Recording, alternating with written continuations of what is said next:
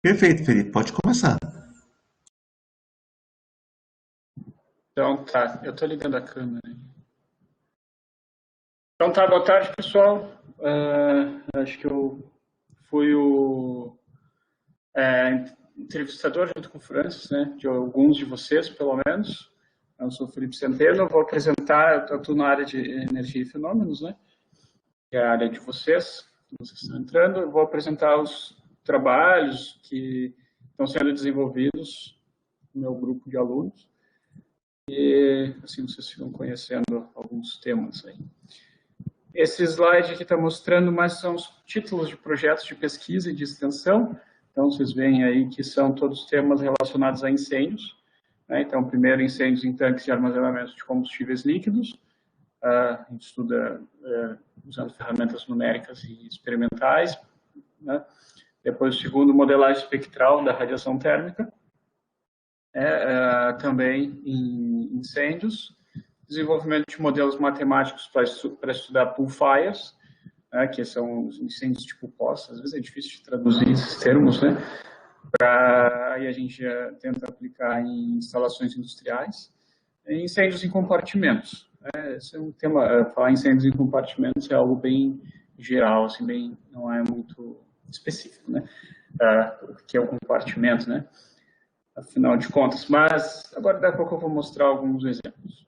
Então, aí a gente está estudando tanto fundamentos de incêndios em compartimentos, quanto aplicações, né, de engenharia. E o projeto de extensão, que também é sobre incêndios, aí a gente está trabalhando com favelas. Né, incêndios em favelas, a gente quer, então, entender melhor o problema e ver o que dá para fazer para reduzir o problema de incêndios em favelas. Né. No geral, aqui, quando a gente fala incêndio, seja em favela, seja numa indústria, seja num compartimento, o que for, né, o que a gente, na engenharia mecânica, né, o que a gente consegue, o que a gente contribui, e muito bem, é principalmente na parte que a gente sabe mais, que é mecânica de fluidos, transferência de calor e combustão, né, e coisas relacionadas a isso.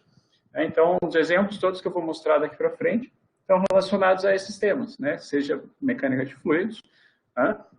Vou falar em escoamento de fumaça, seja transferência de calor, né? A gente vai falar em temperaturas, em fluxo de calor, né? E, né, quando a gente fala em incêndio, tanto óbvio que fala em combustão também, que é o gerador do problema, digamos assim, né? Do calor, né?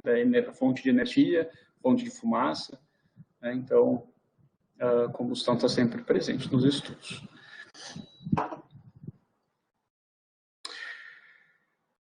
Esse slide aqui mostra sobre incêndios em favelas, né? Então, mas aqui a gente vê um experimento, né? Eu tenho uma parceria com o pessoal da Universidade de Edimburgo. Esse experimento foi feito lá. Então, aqui nessa parte aqui da figura, isso é no laboratório lá de estudos de incêndio, que a gente vê um pequeno compartimento, onde isso aqui tem 0,9 por 0,6 por 0,6, né, metros, as dimensões. Tem uma portinha na frente e dentro está queimando um material plástico, uma pool fire de um material plástico, né, PE.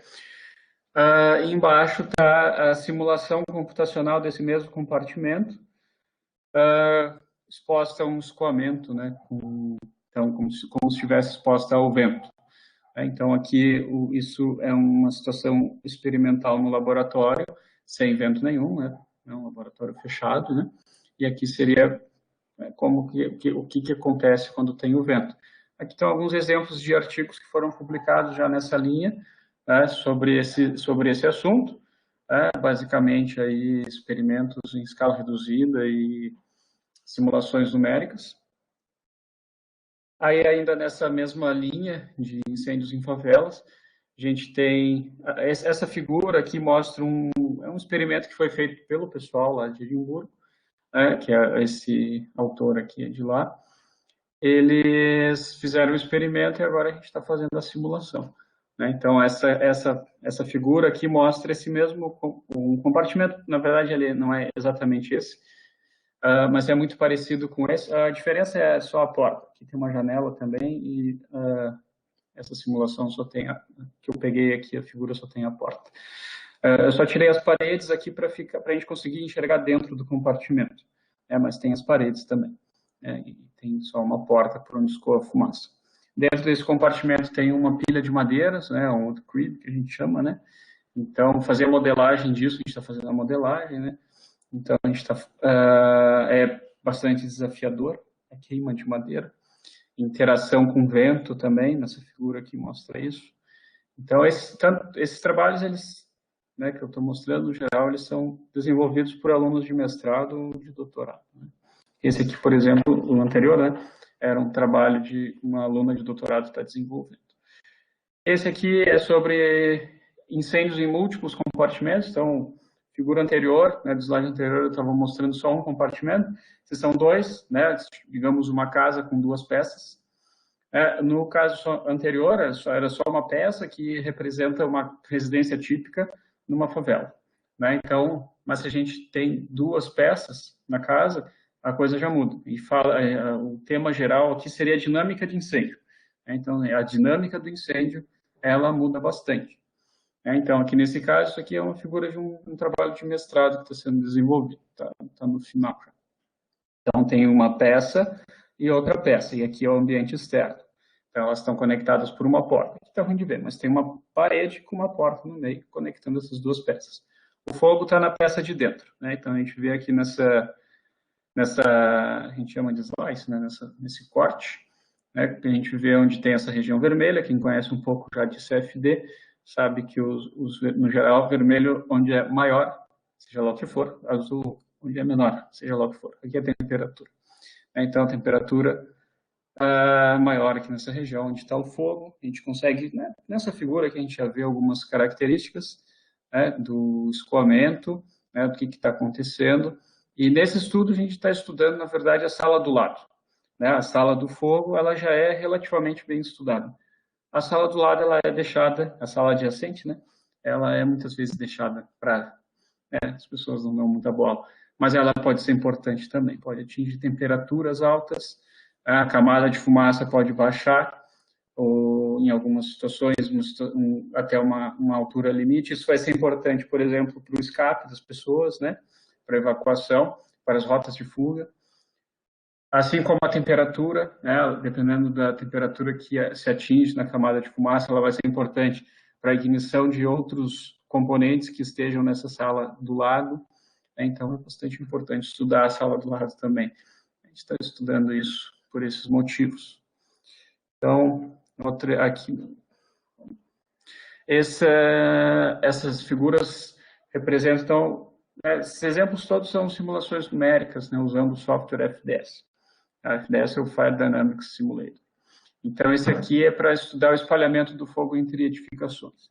Então, por exemplo, aqui a gente tem esse quadradinho, aqui é como se fosse um compartimento, como se fosse um escritório, e aí esse escritório tem uma janela que dá para a rua, e essa primeira parede aqui é como se fosse a fachada do prédio. A segunda parede é como se fosse um outro prédio que está perto, é o prédio do vizinho, ou mesmo no mesmo terreno, o prédio do lado.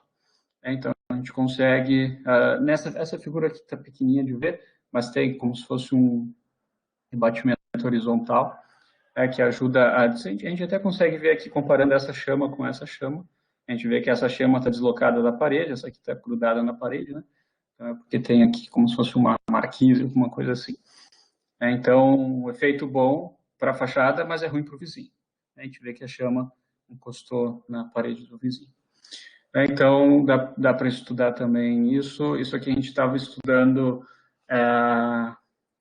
resoluções que tem dos bombeiros quanto a isso. A gente estava aí, digamos, testando o que tem lá, ver se está adequado. Lógico que toda simulação ela passa pela etapa de validação, então a gente acaba começando sempre os trabalhos com uma etapa de comparar com resultados experimentais, para depois fazer a simulação do que não tem no experimento, e aí descobrir as coisas que a gente precisa. E, no geral, todos os nossos trabalhos envolvem, então, o que eu falei no início, né, que é a transferência de calor, mecânica de fluidos e combustão. Então, as explicações, a teoria, o fundamento é todo nesse sentido. Esse slide aqui mostra alguns, representa, né, aqui uns artigos que foram publicados, esses são experimentais, de pool fires, né, então essa figura representa, acho que 2 desses artigos, né, que é basicamente uma pool fire na saída de um túnel de vento, ou um canal aerodinâmico, né, e aí a gente pode estudar várias coisas dessa pool fire, né, tipo taxa de queima, esse gráfico que está mostrando aqui, e geometria da chama, esse gráfico que está mostrando uma característica geométrica da chama, só como exemplo. Então, isso são trabalhos já feitos, né? E que atualmente nessa linha tem uma aluna fazendo mestrado, né, assim como vocês, né, tem uma aluna de mestrado fazendo, iniciando, né, dando continuidade a essa parte de pool fires com túnel de vento. Ela vai estudar outras coisas, né, lógico, mas é nessa mesma linha, nessa mesma ideia. Também pool fires, a gente está fazendo simulações, né? Aqui a gente quer tanto validar pelos experimentos que nós fizemos, como também estudar um modelo de pirólise. E aqui por pirólise entendam a troca de fase, né? Uma poça de líquido, né? Pool fire, então a gente está pensando numa poça de líquido, combustível, né? Então a troca de fase para ela virar gás, para então queimar. Então a pirólise é essa troca de fase, digamos assim, né? Na literatura às vezes a gente encontra mais de uma definição, às vezes fica um pouco dúbio, né? Então é melhor deixar específico, né, do que a gente está tratando como pirólise. Então, isso a gente está estudando usando o FDS também, aí a gente entra lá, o FDS é um software de código aberto, então a gente tem condições de acessar, ele é escrito em Fortran, a gente tem condições de acessar o Fortran dele, né, e fazer modificações. Então, o que a gente está fazendo aqui nesse trabalho é estudar a subrotina ou as subrotinas relacionadas à pirólise que tem dentro desse software. E por fim, aqui, esses são trabalhos relacionados à radiação térmica, modelagem de radiação, né, em incêndios, né, então são trabalhos desenvolvidos também com a parceria de alunos, né, lógico. O da direita, inclusive, está sendo bem novinho, né, ele está aceito para publicação, então são só exemplos. Aqui nesses trabalhos a gente está testando modelos de gás cinza, né, por mais que sejam modelos bem simples, entre os modelos de gases, né, para radiação, o modelo de gás cinza é o mais simples. Mas para uma simulação que a gente está falando, uma simulação acoplada com todas as outras equações de transporte, a gente está pensando aqui em massa, energia, momento e tudo mais, e aí com simulação de grandes escalas, resolvendo combustão e tudo mais, né, é um tanto inviável resolver com muitos detalhes. O modelo de gás cinza é simples, mas ele fornece resultados bons. A gente vê, né, por exemplo, nessa figura da direita, né, que a gente compara o gás cinza com experimentos. Né? A figura pode estar pequena na tela de vocês, mas dá para ver as tendências. Né? A gente vê que isso é fluxo de calor radiante. E a figura as da esquerda, que são desse artigo, e as da direita são desse aqui. Né? Aqui a gente compara com a forma mais refinada que tem para calcular as propriedades radiantes, o coeficiente de absorção, né, que é o método linha por linha. E a gente vê também que alguns métodos, né, algumas formas, eles são bem precisos. Né, o modelo de gás cinza pode ser bem preciso. Então, é nesse sentido que se usa o gás cinza, né, por ser relativamente rápido, mas bom, né, apesar de não ser o mais refinado. É isso. Então, bem rapidinho. Se alguém tiver alguma dúvida, então assim sobra um tempinho aí para algumas perguntas, se alguém quiser fazer. Muito bem, Felipe. Eu acho que a maior parte dos alunos, dos mestrandos, né? Acredito que eles vão entrar em contato com os professores por e-mail, né? No devido momento, tá bom? Nós estamos chegando muito próximo do horário do Diogo, então eu vejo que ele já está presente, então eu vou já deixá-lo como apresentador, tá? Uhum. Perfeito. Por enquanto, ninguém, nenhum dos mestrandos estão se identificando, estão se manifestando. Perfeito? Então tá, Felipe, Uhum. muito obrigado, tá? Tá, de nada. Muito bem-vindo para continuar aqui na sala, tá? Deixa eu ver, Diogo, eu vou te deixar agora como apresentador, tá? Eu Obrigado, acredito que cara. você já consiga carregar sua apresentação. Deixa eu testar aqui.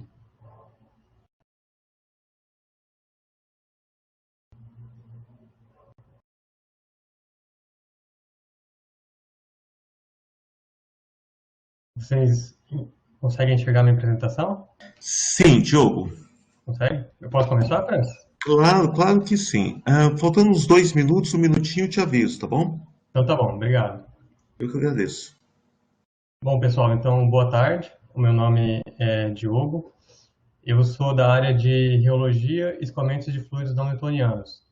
Eu acabei de chegar faz alguns meses aqui na URGS e agora eu estou pedindo em breve o meu credenciamento no PROMEC. Conversei com o professor Fernando, ele permitiu que eu já apresentasse para vocês a minha linha de pesquisa, para, enfim, a gente já ir conversando e assim que eu credenciar, eu poder orientar alunos aí inicialmente de mestrado, né?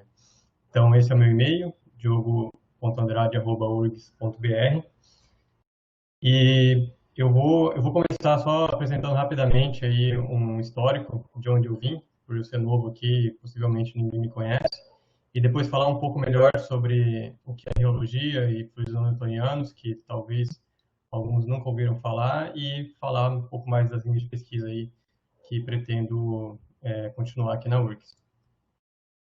Bom, então a minha formação foi toda na UTFPR, lá de Curitiba, do Paraná, sob a orientação do professor César Negrão.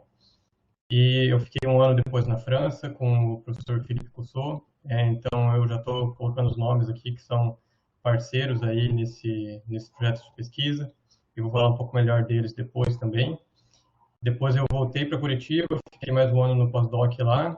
E agora, em 2021, eu entrei na URGS como professor do TMEC. Nesses anos de 2012 até 2020 ali, eu fiquei também contratado como pesquisador em um projeto da Petrobras, em vários projetos da Petrobras em Curitiba. Então vocês vão ver que muitos dos trabalhos aqui que eu vou mostrar, ou muitas referências, são referentes a essa área de óleo e gás, que é petróleo e fluido de perfuração. Só para... Deixa eu ocultar aqui, ó. Só para mostrar aqui as minhas as publicações que eu estava envolvido, né, todas são ali nessa área, então, de fluidos não newtonianos, Journal não Newtonian Fluid Mechanics, da Geologic Character, que são journals aí dessa área de fluidos não newtonianos e de escoamentos de materiais. Eu trabalho bastante nessa parte mais experimental, né, de como determinar as características, que é o que eu vou falar um pouquinho agora. Então, a pergunta que fica, né, tá, o que são esses fluidos não newtonianos, né? O que é isso? O que é reologia, né? Vou falar rapidamente aqui, só para quem já sabe, fica muito mais fácil, e quem nunca ouviu, espero que pelo menos tenha uma ideia mais clara do que eu estou falando. Então, só para diferenciar, a gente conhece bem aí da engenharia mecânica, né, os sólidos Hookeanos, que a gente chama, né, que são sólidos onde a gente aplica uma tensão, ele deforma e ele para. Então, a gente sabe que a tensão ela é proporcional aí à deformação, e o coeficiente de proporcionalidade é o módulo elástico, né, o módulo de Young. O fluido newtoniano, que é o que a gente estuda bastante na engenharia, a mecânica dos fluidos, ele é um fluido, aí imagina que agora que tem um fluido aqui, eu estou com uma placa em cima e estou puxando essa placa com uma força aqui que pode gerar uma tensão. Então, em determinado momento, essa placa esse fluido vai deformar um pouco, e se eu continuar, ele vai continuar deformando, né? Ele não para, então o fluido ele não resiste ao cisalhamento. Com isso, eu posso chamar essa deformação aqui de gama, eu chamar uma taxa de deformação, que é quanto que a deformação varia com o tempo de gama ponto. E o que a gente vê para fluido newtoniano é que a tensão é proporcional à taxa de deformação, e com isso eu tenho uma viscosidade, o μ aqui constante. Constante eu digo que ela não depende da minha taxa de deformação. Se eu puxar essa placa mais rápido ou mais devagar, eu vou ter a mesma viscosidade. Por exemplo, a água, eu posso cisalhar ela de diversas formas, que ela vai ter a viscosidade lá de 1 CP, né? Então ela não muda, só muda com a temperatura, por exemplo, ou com a pressão. Então, esses são fluidos newtonianos. E aí a gente entra então no campo dos fluidos não newtonianos. Então, se a gente imaginar aqui um fluido newtoniano que uma temperatura constante, eu tenho uma viscosidade constante, a gente imagina que tem um tanto de fluidos que é newtoniano. A gente pode imaginar agora entrando no campo dos não newtonianos, que são os que não respeitam essa lei aqui, né, onde essa viscosidade seria constante. Então, por exemplo, tem o fluido newtoniano generalizado ou puramente viscoso, onde agora essa constante de proporcionalidade, ela não é uma constante, mas né, ela varia com a taxa de deformação. Então, por exemplo, se a gente imaginar aqui, teria uma gama grande desses fluidos, nas aplicações que eu vou mostrar daqui a pouco, existem muitos fluidos que se comportam assim, sabe? Na verdade, a gente vai ver que na prática mesmo é difícil a gente encontrar um fluido que seja completamente newtoniano. Muitos se comportam assim como fluido não newtoniano. Aqueles que já estudaram os fluidos de Bingham, Herschel-Buckley, Casson, entram aqui nesses fluidos newtonianos generalizados. Porém, essa viscosidade, que aqui a gente chama de viscosidade aparente agora, ela também pode depender do tempo. Então, assim, a viscosidade, ela agora é uma função do tempo. Então, eu aplico uma taxa de deformação constante e a viscosidade vai caindo com o tempo até chegar em regime permanente. A gente imaginar uma gama de fluidos aqui, uma gama aqui, uma classificação de fluidos estaria se comportando assim. Aqui, para quem conhece, seriam os fluidos tixotrópicos, os fluidos reopéticos. Tixotrópico, a viscosidade vai caindo com o tempo, e reopética, a viscosidade vai subindo com o tempo, se eu mantiver uma taxa de deformação ou uma tensão constante nesse fluido. Por fim, a gente pode imaginar existem fluidos viscoelásticos. O que são isso? São fluidos que apresentam comportamentos viscosos e comportamentos elásticos ao mesmo tempo. Então, eles se comportam aí como tem umas características elásticas, por exemplo, você para de deformar o fluido, ele volta um pouco. Então, ele tem essa deformação elástica também nele. E seria essa gama de fluidos. E o que a gente estuda são fluidos que, na maioria das vezes, ele tem todas essas configurações. Então, são fluidos que a gente estuda em geologia, então, geologia é a ciência que estuda a deformação e escoamento da matéria, e esses fluidos, então, eles vão ter características que dependem do tempo, que a viscosidade depende da solicitação que eu estou dando ao fluido, e também tem características elásticas. Então, agora não é apenas uma constante que eu consigo determinar o comportamento mecânico desse fluido. Eu vou precisar de muitas outras propriedades para determinar como que esse fluido vai se comportar em um momento ou em outro. E para que é isso, né? Para que serve isso? Para que ficar estudando isso? Então, existem várias aplicações, né? Então, assim, por exemplo, no nosso dia a dia a gente usa fluidos não newtonianos o tempo inteiro, a gente não percebe. Por exemplo, indústria alimentícia. Se a gente pega essa garrafa de água aqui e vira, ele é um fluido newtoniano, ela escoa. Agora, se você pega um ketchup aqui e você vira ele não vai cair. Então, assim, isso é um sólido ou isso é um fluido, né? Primeira pergunta. Porque o fluido ele tem que cair, isso aqui não vai cair, eu preciso apertar. Então, eu preciso vencer uma tensão limite de escoamento para quebrar essa estrutura e começar a escoar o fluido. Então, isso aqui é um fluido não newtoniano. Maionese, margarina, aqui tem trabalhos bem interessantes, que é como que eu vou conseguir colocar a margarina dentro do pote, na minha máquina ali, e que não gere ar dentro, né? Porque isso não é um fluido que ele consegue, um fluido newtoniano que eu coloco num pote, ele cobre o pote inteiro. O fluido não newtoniano pode gerar camadas de ar dentro e com isso eu estou vendendo menos margarina do que eu deveria. Então, tem pesquisas bem interessantes sendo trabalhadas nisso. Como que eu coloco ar dentro do chocolate? Enfim, são aplicações. Indústria de cosmético, que a gente conhece bem também, pasta de dente. A pasta de dente, ela mantém um formato. Um fluido não mantém um formato assim. O fluido ele não resiste aos calamentos, né? Um fluido newtoniano. Então aqui o gel de cabelo, o creme, esmalte, né? Então assim, se fosse um fluido newtoniano, o esmalte começaria a pingar da unha. Então eu coloco o esmalte, ele tem que parar. Isso é um fluido não newtoniano também. Indústria farmacêutica, por exemplo, aqui o xarope ele tem que virar um gel quando está parado, porque antes era um fluido newtoniano, colocava as partículas de remédio dentro. O que acontecia? As mães esqueciam de chacoalhar esse xarope, iam dar para a criança e davam só líquido e não davam remédio. Hoje em dia, isso daqui já vira um gel um pouquinho fraco, mas um gel, que mantém todas as partículas dispersas dentro desse xarope. Aí com isso a mãe pode colocar e a criança vai tomar remédio com o líquido com remédio. Aqui tem aplicações bem interessantes também. A indústria automobilística, por exemplo, tem esses amortecedores que são compostos por fluidos magneto-reológicos. O que é isso?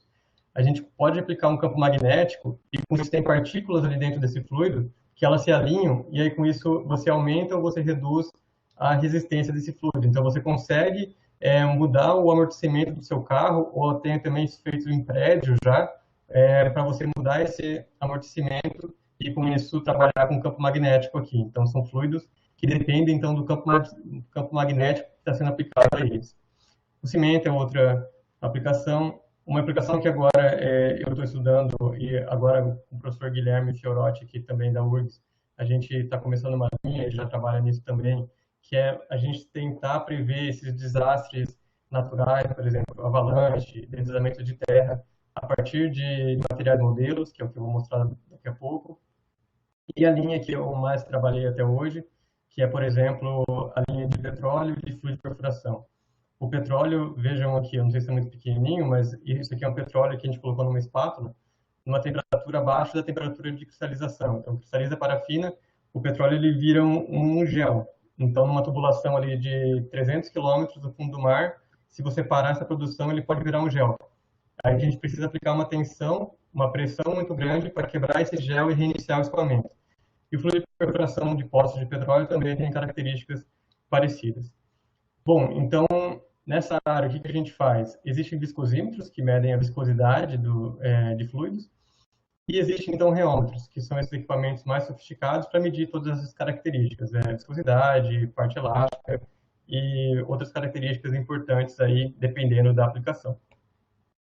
Os projetos de pesquisa, então, que eu estou iniciando aqui na URGS, seria de início de escoamento de fluidos estruturados e análise experimental de fluidos não newtonianos. Aqui tem um vídeo de um artigo recente do ano passado, que a gente propôs aqui um fluido, esse fluido em amarelo. Eu vou começar o vídeo daqui a pouco. Isso aqui é um container, eu coloquei um fluido aqui que eu preparei ele aquecendo, depois eu resfrio, cristalizo parafina dentro dele e aqui ele está se comportando como um sólido. Agora vocês vão ver que esse vídeo aqui é meio caseiro, mas é só a proposta da gente propor um fluido modelo. Agora, batendo nesse vidro, você vê que a gente consegue quebrar esse material e agora ele começa a fluir com uma viscosidade bem baixa. Então, a nossa proposta nesse artigo que saiu em 2020, 2019, não me lembro, é a gente propor esse material para prever aqueles desastres, avalanche, questões assim. Esse aqui, então, é o petróleo, que seria esse fluido estruturado, né? A gente precisa reiniciar o escoamento e esse material modelo também simula o comportamento do petróleo. Estamos começando também agora a ideia de estudar nanofluidos, que é como que nanopartículas influenciam nas características desses fluidos. A termodinâmica de cristalização e relogia de suspensões de cristais em fluidos. Ou seja, por exemplo, aqui nesses dois casos, se a gente aquece o material, esse aqui é um fluido newtoniano. Aqui é uma imagem microscópica, não tem cristal nenhum. A gente começa a resfriar esse material, começam a surgir cristais de parafina aqui, até que no fim eles formam um fluido estruturado. Então, como que essa termodinâmica de cristalização afeta no comportamento mecânico e afeta então na reologia do material, né? Em como que ele se comporta mecanicamente. E aqui são só outras imagens microscópicas, onde a gente está avaliando aqui a concentração de parafina aí nesse óleo e verificando aqui é um gelinho, que é o módulo elástico do material, que esse módulo elástico ele vai subindo aqui com a concentração de parafina até que chega um momento onde parece que ele chega em um patamar aqui, a gente tem algumas teorias para isso, mas a ideia principal é a gente então tentar aí relacionar aí as características microscópicas com as características macroscópicas desses materiais. Então, no Brasil tem muito investimento nisso na área de petróleo e a gente também agora está começando a abrir um pouco mais a linha de pesquisa aí para nanofluidos e, enfim, outros tipos de fluidos. Os parceiros nesse projeto de pesquisa é o professor Guilherme Fiorotti, que ele já é professor do PROMEC, então aqui são publicações recentes dele também, em fluidos não newtonianos, então a gente está começando uma parceria agora para fazer pesquisas nessa linha aqui na URGS. Como a gente depende de equipamentos caros, a gente também tem parceiros locais, igual o professor César Negrão, lá de Curitiba. Aqui é o prédio lá onde fica o laboratório dele, o CERN. um prédio bem grande e que tem diversos equipamentos, por exemplo, aqui é o laboratório de reologia prática ali, onde tem 4 reômetros, tem célula de pressão, dá para fazer teste até 1000 bar de pressão, para simular, por exemplo, o fundo do mar, onde está uma pressão muito alta. Enfim, então, muitos testes que a gente vai fazer mais sofisticados seriam realizados lá em Curitiba, e aqui na URGS a gente faria testes numa escala menor, em aparatos um pouco mais em conta, até a gente conseguir adquirir reômetros. E também a parceria lá da França, do professor Philippe Cusseau, onde eu fiquei lá um ano e foi um ano muito produtivo. O professor Cusseau, nessa área de reologia, ele é referência na área, e hoje ele é o editor-chefe aí do Journal Biological Act, que é um dos melhores journals de reologia do mundo. E lá ele tem um equipamento que é muito interessante, que é uma ressonância magnética. A gente fez alguns experimentos nessa ressonância magnética, tem um artigo também publicado nisso, que é para a gente entender o escoamento camada a camada, ver como que o fluido está se comportando ali, realmente se ele está com um perfil linear, que é o que a gente assume em riometria. Então, verificar realmente o que está acontecendo ali dentro do fluido. Então, é uma parceria internacional importante aí nessas linhas de pesquisa. Bom, eu acho que eu já dei o meu tempo. O meu e-mail, então, é diogo.andrade@urgs.br, e se tiverem dúvidas, eu estou à disposição.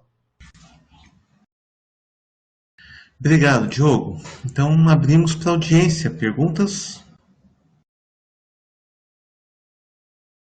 Muito bem, Diogo. Como acho que uma parte dos mestrandos, eu acho que eles vão deixar para contactar os professores mais adiante através do e-mail, tá bom? Tá ótimo. Então vamos aguardar mais uns instantinhos. Deixa eu ver, eu acho que o Fernando é o próximo a apresentar. Ele já está presente. Olá, Fernando. Olá, tudo bom? Já estou por aí. Perfeito. Então tá, então acho que para a gente se manter dentro do tempo, eu já posso colocar você, Fernando, como o próximo apresentador, tá? Só um minutinho. Perfeito.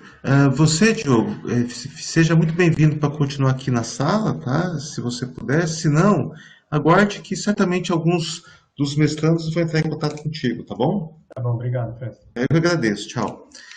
Fernando, eu acredito então que você já consiga compartilhar a sua tela, tá? Perfeito, já fiz. Boa tarde. Posso começar já, né, Francis? Sim, claro. Uhum. Tá. Boa tarde, então, pessoal. Estou falando de novo com vocês. Já conversamos hoje de manhã um pouco. Vou falar um pouco agora da minha linha de pesquisa. Então, meu nome é Fernando Pereira, eu sou professor aqui no Departamento de Engenharia Mecânica da URGS desde 2010. Eu trabalho na área de combustão e sou coordenador do laboratório de combustão, que funciona aí no prédio do Departamento de Engenharia Mecânica, né? Infelizmente está tudo fechado agora, mas vocês vão ter a oportunidade de conhecê-los em breve, a gente espera que ocorra logo. Muito bem, combustão ela é um processo super importante, né? 90% da energia mundial hoje em dia depende de processos de combustão, e é claro que a gente espera que as energias renováveis, né, venham a mudar drasticamente o cenário, a gente precisa disso, né, nos próximos anos, e mesmo dentro do universo de energias renováveis, a gente vê que combustão segue sendo importante, né? O Brasil, que tem uma grande quantidade de energias renováveis, a gente tem aí que 60% delas ainda são dependentes do processo de combustão, para você converter a energia primária em alguma energia útil. Eu coloquei uma série de exemplos aqui, não vou entrar em detalhes neles. A área de combustão ela é muito rica, tá? Essa é uma vantagem de quem vai trabalhar em combustão.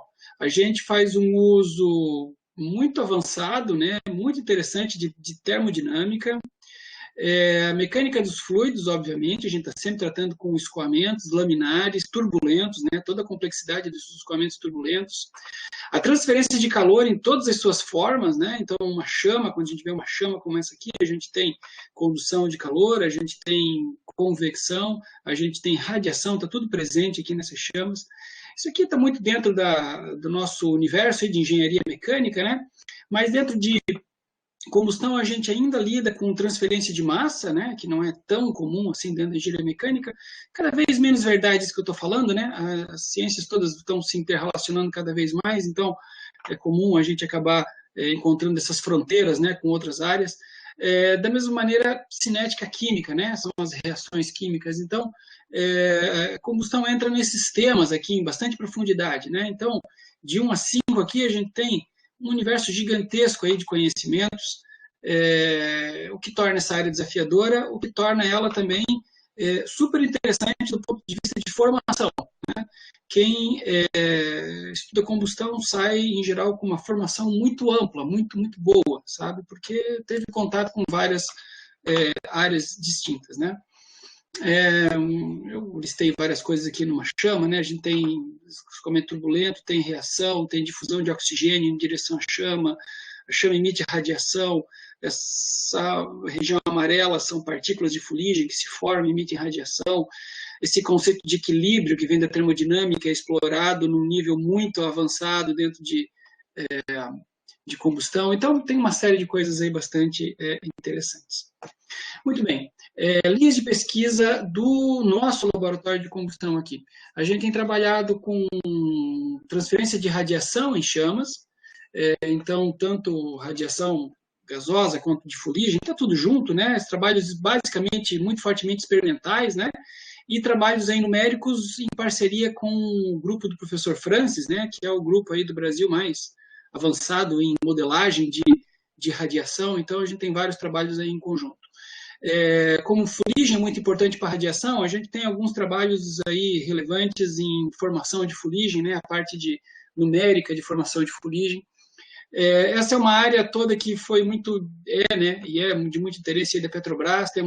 Tivemos e temos projetos aí com a Petrobras lidando com a parte de radiação em chamas.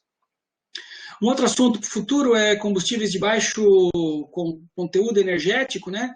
Combustíveis alternativos, né? Combustíveis renováveis, em geral, eles têm essa característica de ter baixo conteúdo energético neles. Eu listei 2 linhas aqui, então, velocidade de chama é um parâmetro importante para chamas, operação em motores, por exemplo, né, ela é essencial, queimadores industriais também, então a gente faz medições e analisa esse parâmetro, assim como tem uma tecnologia específica, que é combustão em meios porosos, que eu vou mostrar um pouquinho para vocês como é que isso funciona, a gente tem estudado. Por último, biomassa e carvão, então agora aqui queima de fase sólida, né? Então, um interesse local muito forte aqui no Rio Grande do Sul, porque tem grandes reservas de carvão mineral e tem uma grande demanda pela substituição desse carvão mineral por biomassa, né? Então, tem vários trabalhos que a gente tem feito que é de substituição de carvão por biomassa. Então, a Braskem, que está aqui do lado, a Copelme, que é a mineradora, são empresas aí que estão interessados, tá? Steel também já teve projetos com a gente nessa área aí de motores e financiamentos aí de CNPq, CAPES, essas agências que vocês conhecem. Eu não vou passar, tem várias coisas que a gente tem feito, tá? Então eu vou passar aqui rapidamente por alguns tópicos, só para vocês terem uma ideia, tá? De coisas que alunos que estão no laboratório de combustão estão fazendo. Então, primeiro, trabalhos numéricos. Eu trouxe esse exemplo aqui, que é uma técnica que a gente tem usado em vários tipos de simulação, porque é o seguinte, resolver, isso aqui é uma chama laminar, como se fosse uma chama de vela, tá? Resolver o escoamento, a cinética química, a transferência de massa, a transferência de calor, é muito desafiador, né? São centenas de reações químicas ao mesmo tempo ocorrendo, demora muito. Então, aqui a gente tem uma solução detalhada, é essa solução que resolve todas as equações de escoamento. Mas a gente tem uma alternativa que é a gente... não dá para explicar em... Bem, que é a seguinte, a gente pré-processa uma série de soluções simplificadas, unidimensionais, e a gente guarda numa tabela, tá? Esse gráfico que eu estou mostrando aqui representa uma tabela. E o interessante é que é possível a gente guardar nessa tabela vários parâmetros, todos os parâmetros que nos interessam de uma chama, ou seja, a composição da chama, a temperatura da chama, as propriedades, a gente pode parametrizar tudo isso numa tabela em função de 2 parâmetros controladores. Tá? Depois a gente pode resolver uma chama bidimensional dessa, resolvendo apenas as equações para esses parâmetros controladores. Se eu souber quem é o campo desses parâmetros controladores, eu posso ir lá na tabela e buscar todas as outras variáveis que eu quiser. É isso que está feito do lado direito aqui, ó, essa técnica chamada de FGM, que é Flamelet Generated Manifold. Os flamelets são esses pré-processamentos, o manifold é a tabela, e aí a gente consegue fazer uma simulação usando essa tabela, esse manifold. Aqui tem um campo de temperatura, né? E vocês percebem aí que tem diferenças entre os dois lados, mas é muito bom, né? É muito próximo. Essa técnica FGMI consegue ser de 20 a 100 vezes mais rápida que a detalhada. Então, a gente tem investido aí bastante tempo em aprender e desenvolver passos novos nessa técnica. Existe uma parceria com a Universidade da Holanda, de Eindhoven, né, que são os criadores da técnica. Já tivemos aí 2 alunos de doutorado que fizeram sanduíche lá, né, e a gente internalizou muito do conhecimento deles. Um outro trabalho que a gente tem feito, aplicando essa técnica agora, tá? É na combustão em meios porosos, que é agora a gente fazer a combustão dentro de uma estrutura sólida. A gente coloca os gases, injeta os gases pré-aquecidos, e a combustão, dá para a gente ver que está lá dentro, né? Ela ocorre aqui dentro dessa estrutura tridimensional, que é formada por esse como se fosse uma esponja, né? Mas ela é de cerâmica, tá? Então, a esponja é cerâmica. O fato da gente inserir um sólido no meio da chama altera muitas propriedades da chama.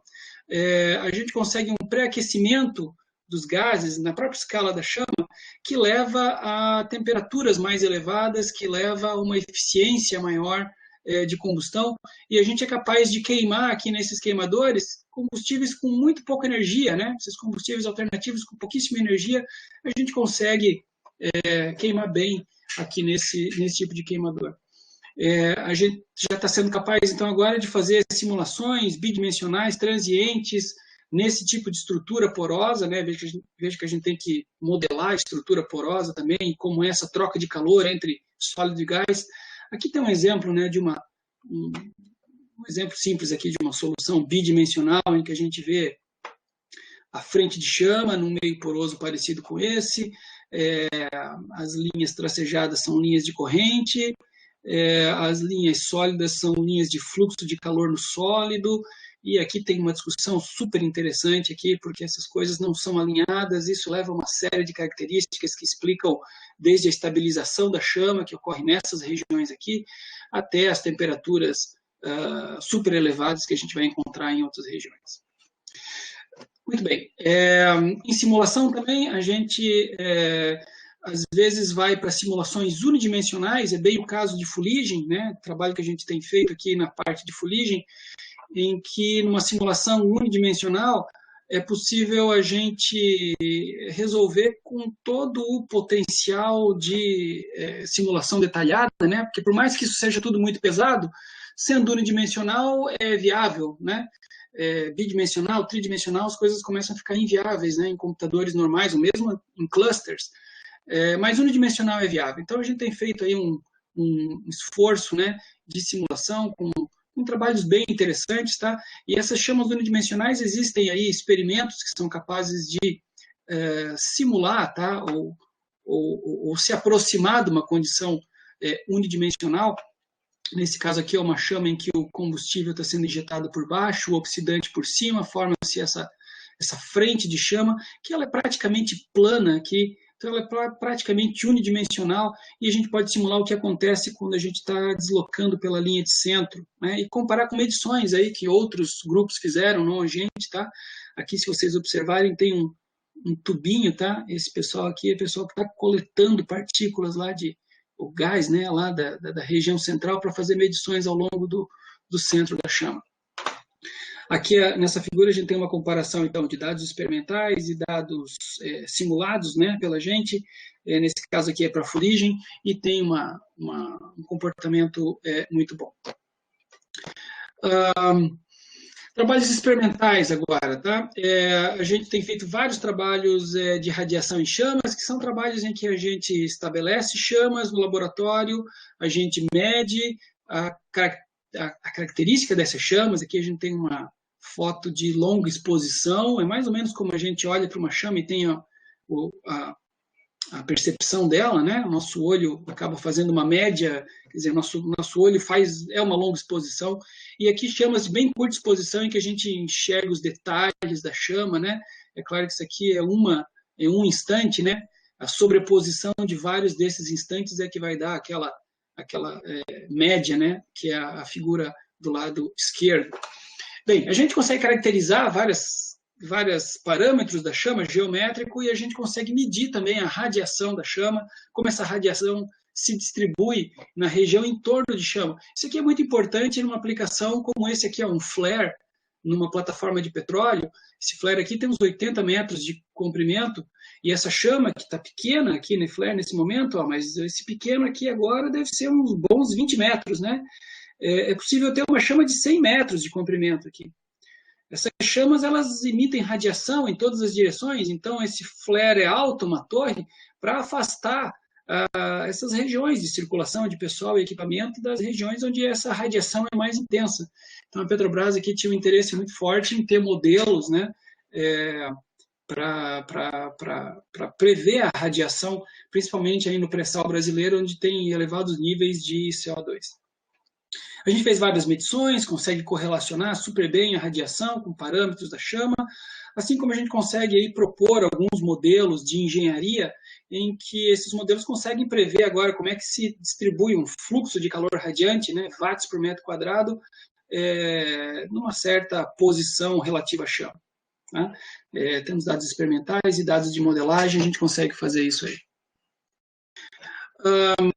A gente tem equipamentos muito avançados no laboratório de diagnóstico em chamas, não só em chamas, na verdade, em qualquer escoamento. A gente tem capacidade de fazer medições de velocidade, de espécies químicas e temperatura, através de técnicas laser, tá?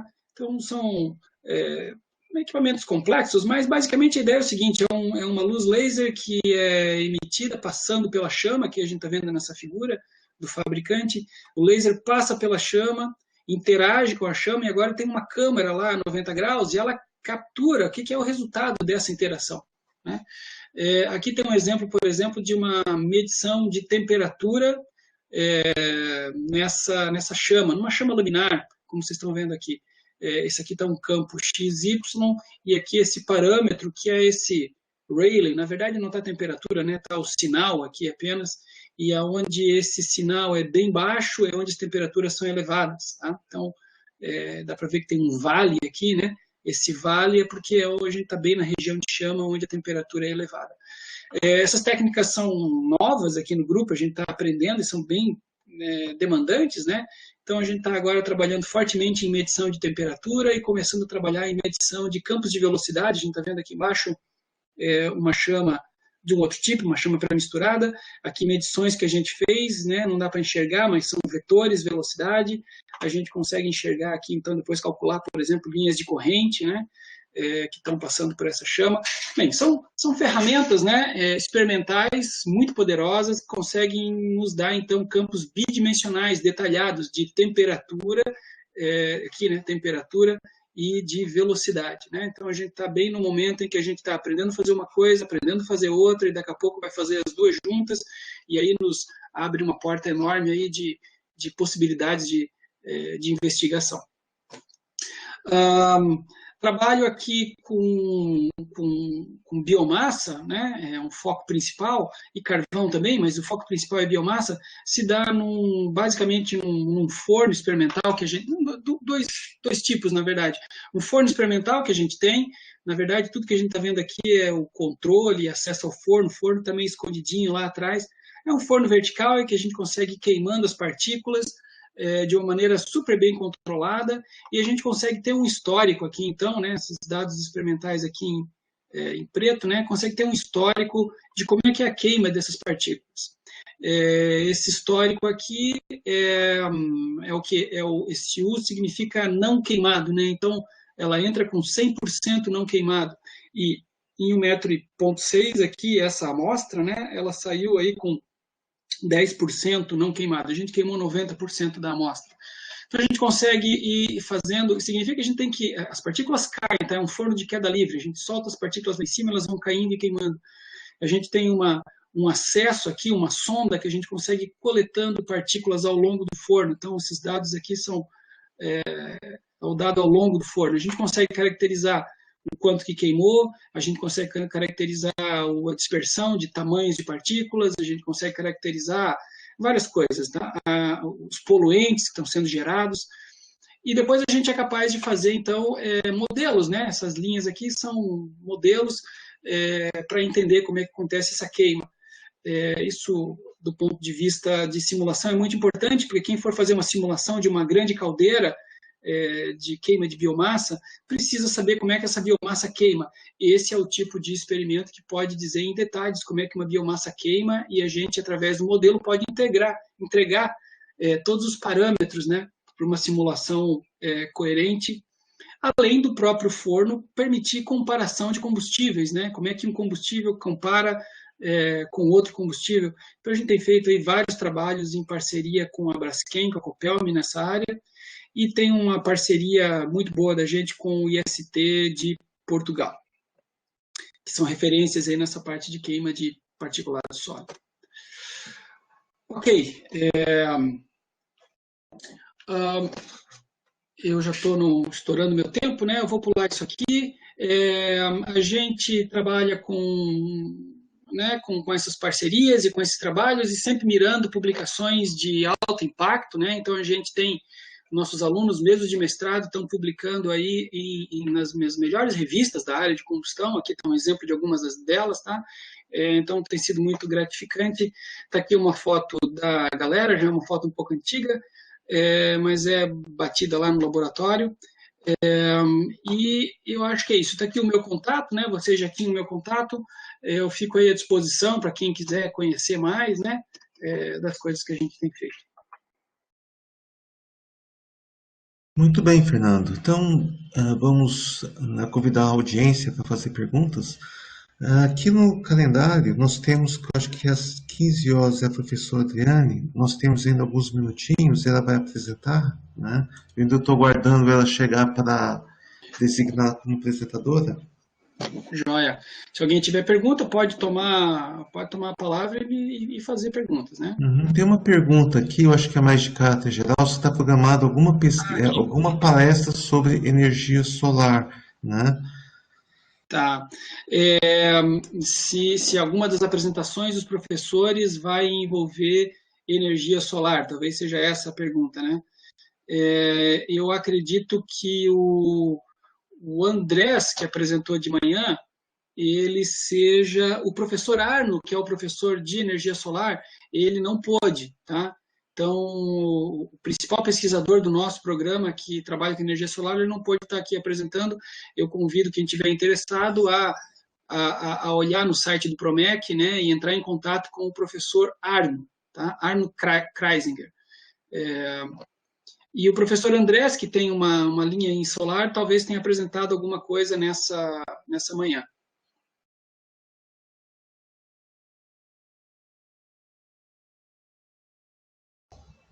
Mais gente escrevendo.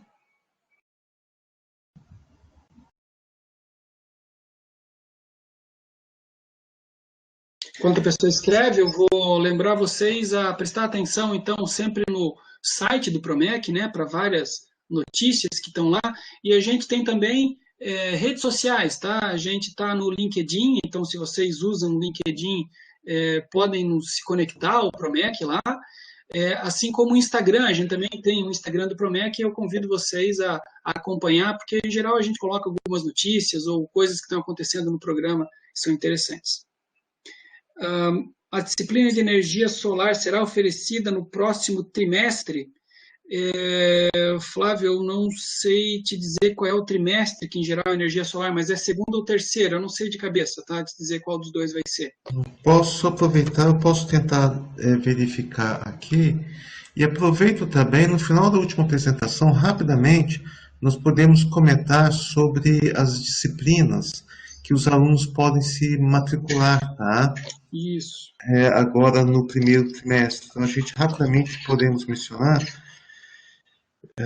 e trazer algumas informações que podem orientar vocês Eu sou representante de fenômenos de transporte, então os alunos de fenômenos de transporte podem entrar em contato comigo ao longo da próxima semana. A professora Adriane, que está chegando aí também, ela é professora representante de energia, também pode ajudar a orientar, né? Só deixa eu ver se eu consigo. Tá, as disciplinas que nós temos, deixa eu ver, nós temos fluidos viscosos, matriciais, termodinâmica, difusão. O solar não é agora no primeiro trimestre, tá? Deve ser no segundo, provavelmente vai ser o segundo agora, trimestre. Muito bem. Então, Perfeito. perfeito. A Adriane, ela já entrou. Para a gente manter o horário, eu vou fazer o seguinte: eu vou já deixar a Adriane como apresentadora. Adriane, boa tarde. Você pode Oi, então boa tarde. Agora eu já. estou te ouvindo. Agora eu estou Perfeito. te ouvindo. Aham. Você deve já conseguir carregar sua apresentação, tá? Fernando, claro, você fica muito bem-vindo para continuar aqui com a gente, tá bom? Claro, obrigado. Se você Fran, puder.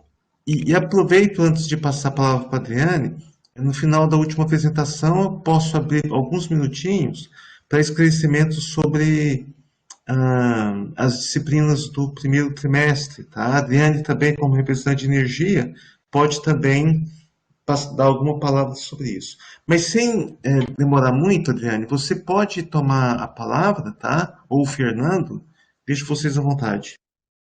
tá, obrigada. Francis, a única coisa, eu entrei pelo celular porque o meu som do computador trava muito.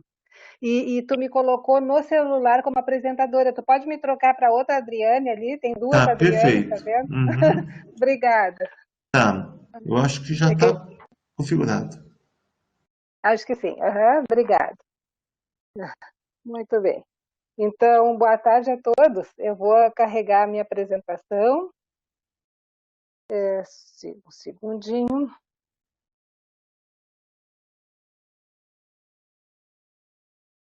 Então,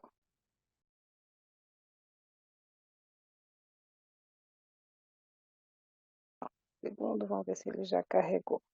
Está carregando. Aham. Lá, aqui.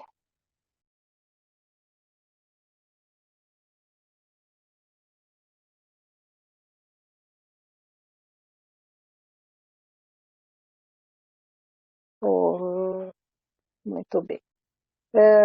Muito bom. Eu vou deixar nesse modo, ao invés de colocar no modo apresentação, porque eu prefiro que eu enxergo os comentários ao mesmo tempo que eu vou assistindo a apresentação. Tá? Muito bem, então, boa tarde. Prazer em conhecer vocês. Vamos ver se eu consigo abrir a minha câmera para vocês poderem olhar o rosto da professora, né, pelo menos. Ah,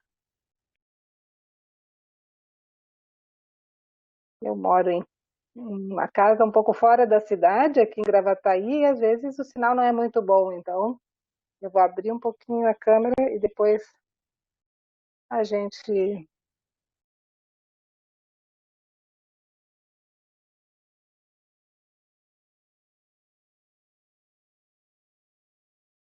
Tudo bem, vamos ver.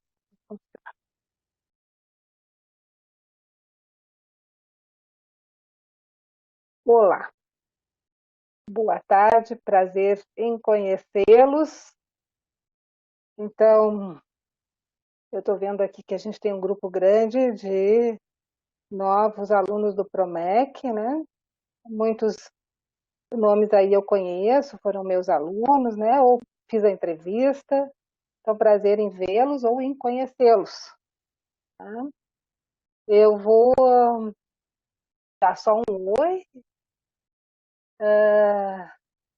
O meu e-mail está no final da apresentação. Tá? E eu vou dar só um oi com a câmera aberta e depois vou fechar, porque realmente para mim ficou um pouquinho travado a imagem. Tá? Então, prazer em conhecê-los. No final eu abro de novo, então. Tá? Muito bem.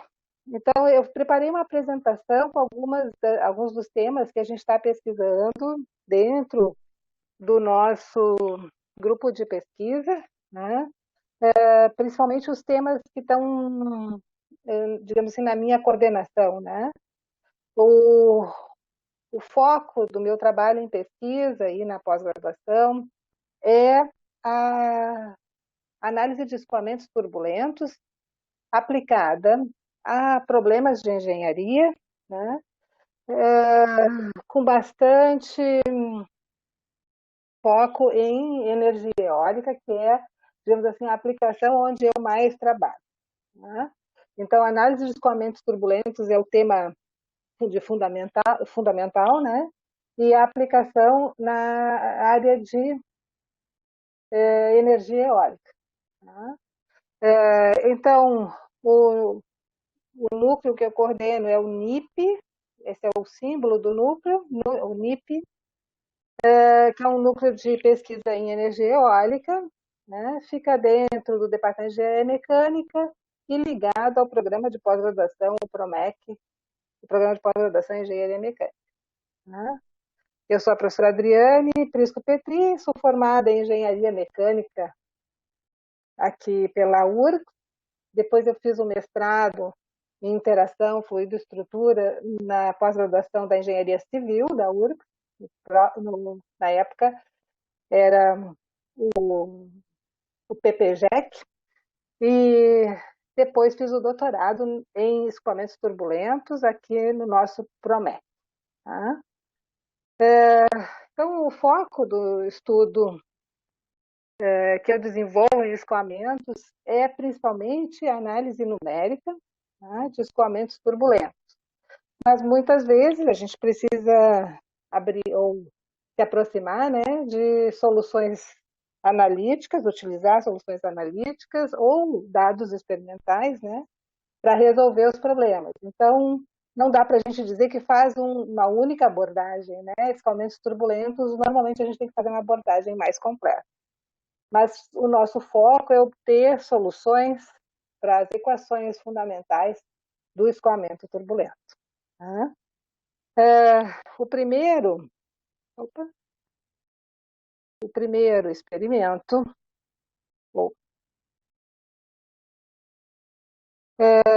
com esses escoamentos foi que eu tive com solução desses escoamentos foi em 1992, durante o mestrado, onde as equações fundamentais, digamos assim, foram realmente apresentadas, né, para mim, e a busca de soluções começou lá em 1992, no meu mestrado, onde essas equações foram resolvidas usando o método de elementos finitos, né?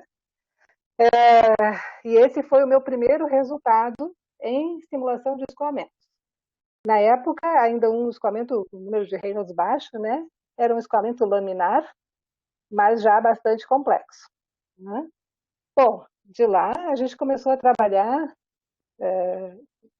a solução de escoamentos turbulentos, né? A análise de escoamentos turbulentos se tornou um problema importante em engenharia, um desafio, né? Porque começaram a aparecer alternativas para resolver esses escoamentos e as soluções numéricas, né, começaram a se desenvolver de maneira bastante forte a partir ali dos anos 80.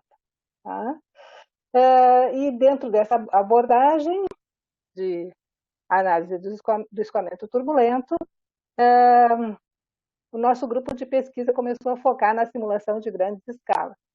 Então, a gente tem várias formas de abordar o problema do escoamento turbulento, né?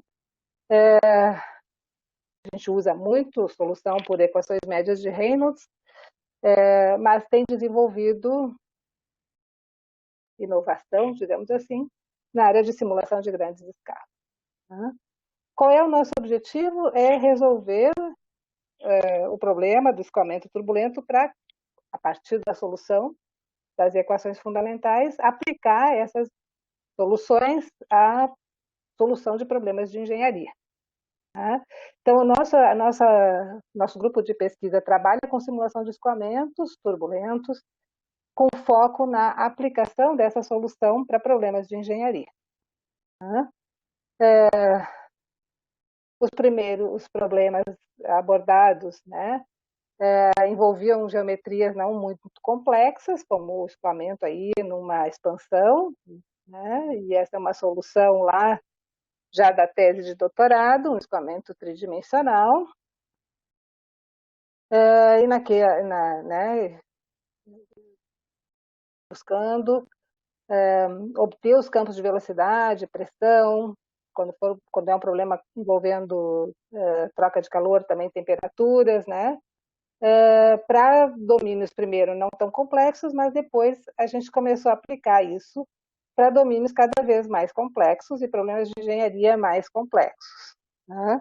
Então, o nosso foco atual é aplicar essas soluções das equações fundamentais para resolver problemas que envolvem geometria complexa, né, como um terreno e o escoamento do vento sobre esse terreno, né, a distribuição de velocidade e temperatura e intensidade de turbulência, né, no escoamento atmosférico para aplicar ou reproduzir a interação desse escoamento com as turbinas eólicas. Né? Então, a gente foca numa linha do grupo, né, do NIP, a solução do escoamento atmosférico, da camada limite atmosférica, e outra linha bastante importante é a aerodinâmica das turbinas eólicas. E o nosso objetivo é conseguir fazer a interação desse escoamento sobre o terreno, sobre as condições reais, né, de instalação das turbinas, acontecendo sobre essas turbinas eólicas. Né? Então, esse é o nosso foco, buscando sempre uma melhor conversão da energia, né, um melhor aproveitamento da energia eólica. Tá? Existem grandes desafios quando a gente fala em eólica atualmente, né? A tecnologia das turbinas eólicas enfrenta grandes desafios, como a eólica offshore, as condições de operação no mar, né? A interação da camada limite atmosférica com as ondas do mar, com a temperatura, com a massa, com as correntes marinhas, né? E isso tudo atuando sobre grandes turbinas eólicas. Aí a gente está falando de turbinas com mais de 150 metros de diâmetro.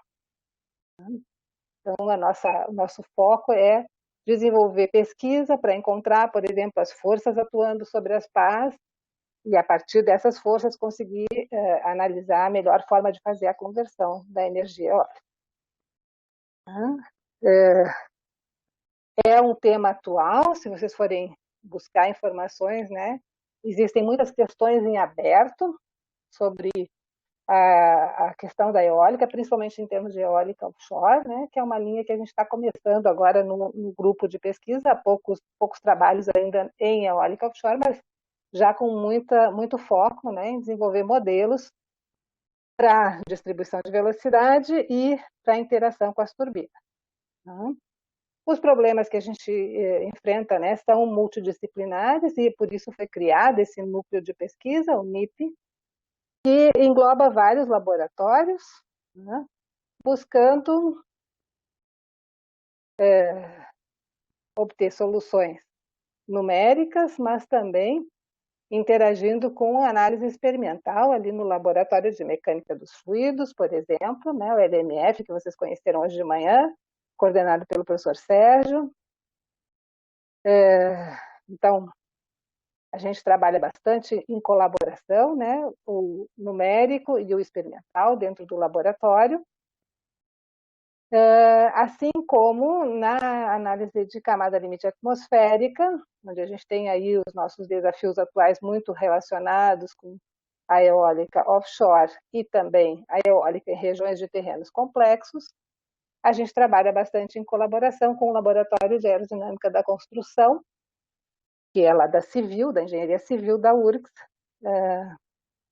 e que faz experimentos de simulação da camada limite atmosférica em túnel de vento.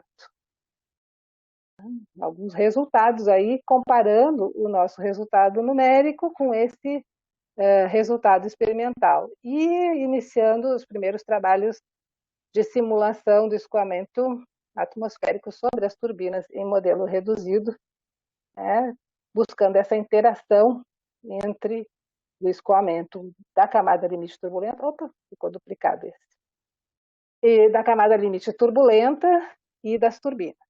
Né? Um foco importante em modelagem, né, do escoamento da camada limite das turbinas é também a interação das turbinas umas com as outras, né, o desenvolvimento da esteira aerodinâmica dessas turbinas operando em parques eólicos e o entendimento desse escoamento complexo, né, que contém, além da camada limite atmosférica turbulenta, esse desenvolvimento da esteira, né, com alta variação de velocidade e intensidade de turbulência, e que modifica bastante uma turbina que está colocada dentro da esteira da outra, né, é muito modificada, né, o comportamento da turbina é muito modificado. Como a energia produzida pela turbina, ela depende da velocidade ao cubo, a gente foca muito nesse estudo sobre a distribuição de velocidade, as variações da velocidade, né? Tentando evitar essa redução de desempenho da turbina que está aqui atrás, né? Com a busca de uma distribuição ótima de turbinas aí para tentar resolver esse problema. Então, o núcleo de pesquisa, né, é um núcleo que tem trabalhos tanto em fundamentos de modelagem de turbulência como aplicações, principalmente aplicações eólicas, além das colaborações em outras áreas onde a turbulência é importante também. Então, tentando me manter dentro dos 15 minutos, né, previstos para a apresentação, essa é a linha de trabalho do NIP. Tá? Utilizar a modelagem de turbulência como uma ferramenta para desenvolver o entendimento e a tecnologia eólica. Tá? Nosso foco. Fico aberta para as perguntas.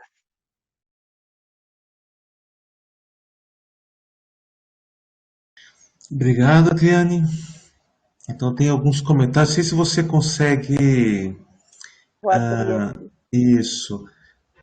ler o chat, tá? Mas vou fazer alguns comentários aqui, tá? Do Rodrigo, ele informa que é muito interessante a pesquisa em eólica offshore. Tem outros que estão escrevendo agora. Eu posso comentar para você? Agora consegui abrir. Obrigada, Fran. A gente está com alguns primeiros trabalhos, viu, Rodrigo, em eólica offshore. Ainda não tem. A gente está saindo as primeiras dissertações de mestrado. Alguns alunos trabalharam ainda na iniciação científica e agora estão chegando para o mestrado, né, nessa linha. Né? Sim, o Rio Grande do Sul tem muitos parques eólicos, é um estado onde a gente tem muito potencial, né, eólico, e tem a previsão de um parque offshore, né, previsto aí para o Rio Grande do Sul, o primeiro. Desafios aí no offshore, a gente não tem medições quase de vento offshore, né, os dados de vento são normalmente, os que tem disponíveis foram medidos em terra, né, então é um dos pontos. O outro ponto que é complicado é essa questão da interação do escoamento da camada limite com o escoamento do próprio oceano, né? O oceano está em movimento e existe uma interação.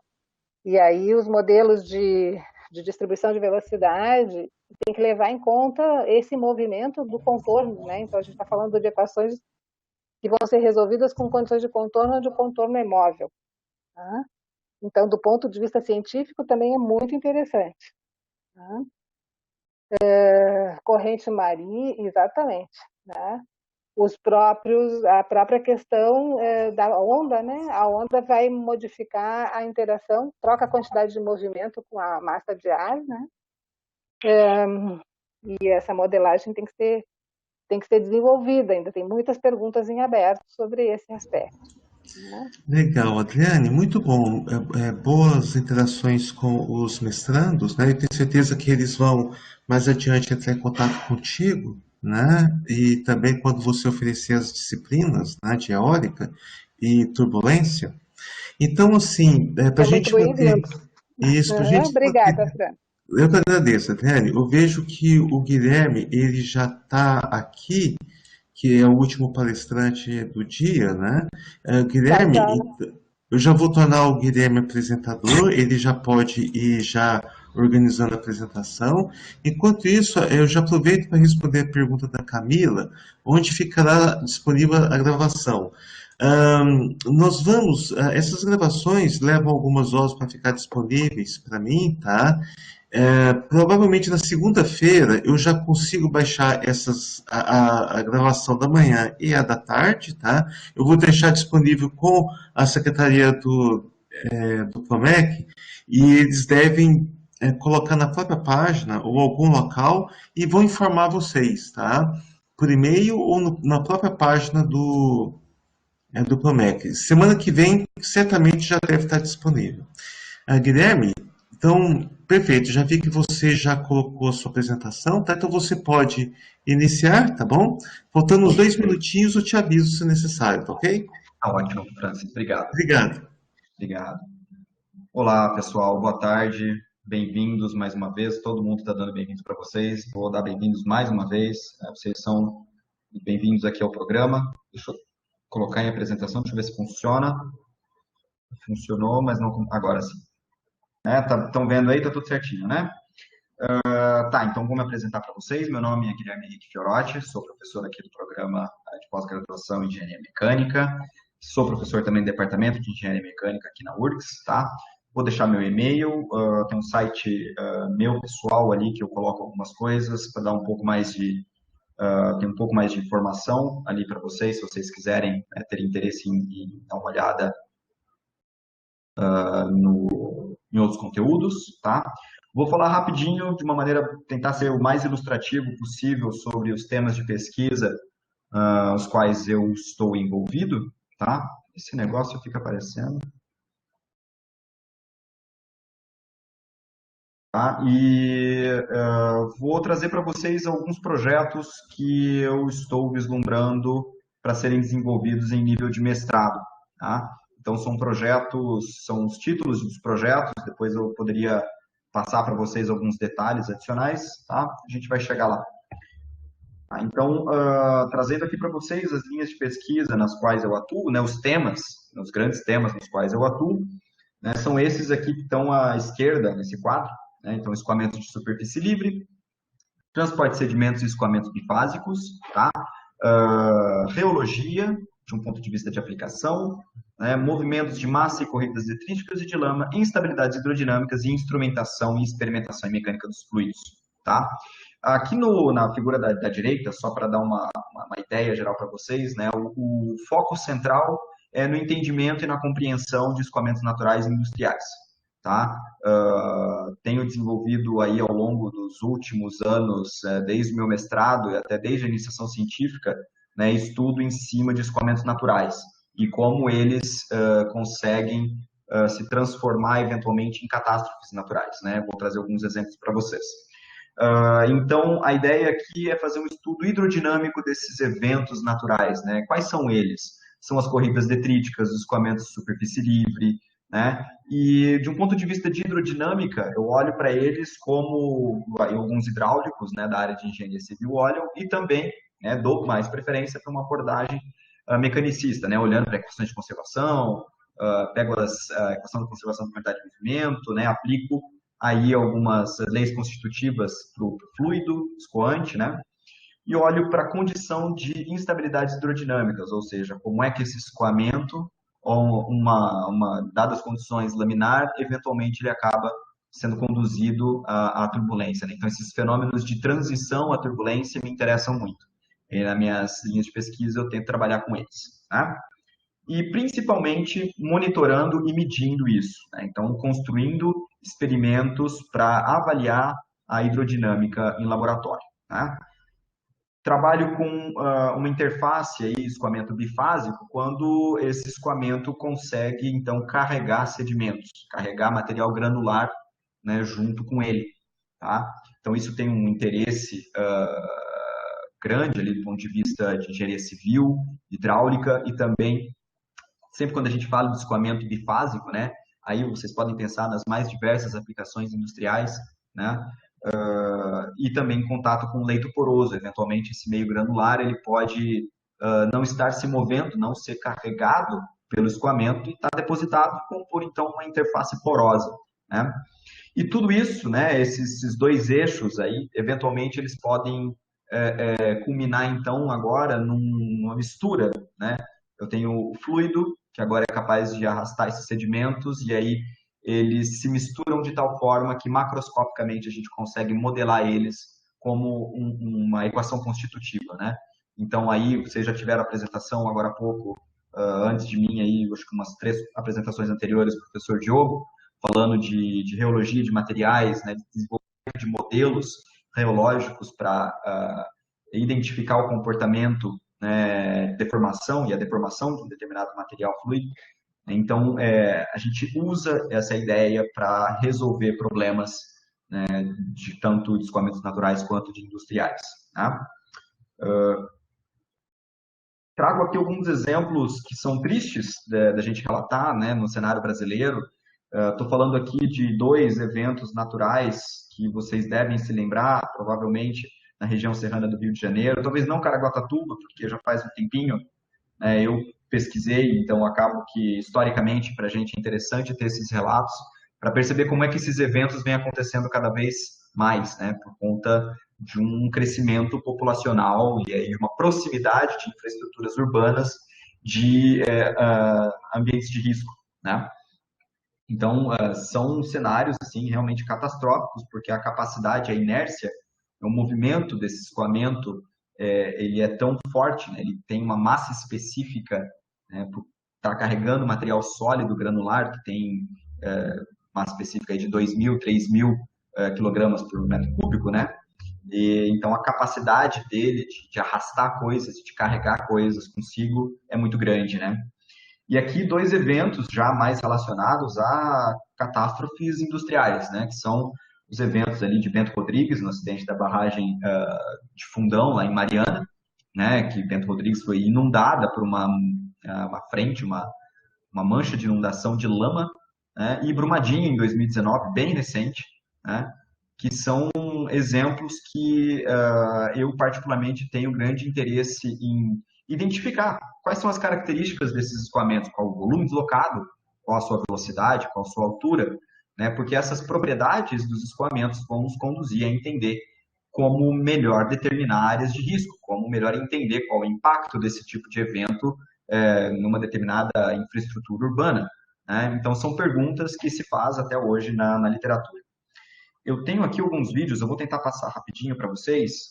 Depois eu posso até passar, é uma playlist que eu montei no YouTube, que tem uma sequência de vídeos que mostra para vocês um pouco essa contextualização que eu estou fazendo, né? Então, deixa eu tirei o som.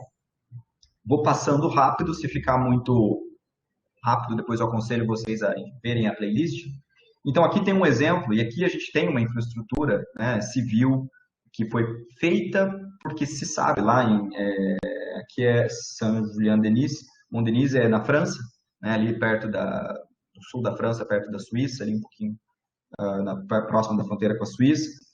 Na região dos Alpes é conhecido, então a geleira derrete, carrega, tem um grande volume de água que de repente aparece e aí carrega consigo material lamoso, então a gente percebe ali aquela corrente de água limpa que começa a aparecer e de repente, né, começa a aparecer então uma água supercarregada, que a gente chama de um escoamento hiperconcentrado, né? As propriedades geológicas dele já são um pouco mais distintas da água, ainda estão mais próximas da água, a gente pode perceber o movimento, né, turbulento ali da corrente de água, mas a gente já vê uma grande quantidade de material sedimentar sendo arrastado, né? A gente tem eventos já um pouquinho mais catastróficos, assim, do ponto de vista de sedimentos transportados, né? Deixa eu avançar um pouquinho. Como, por exemplo, esse. E dá para a gente perceber que o movimento, aparentemente, ele é lento.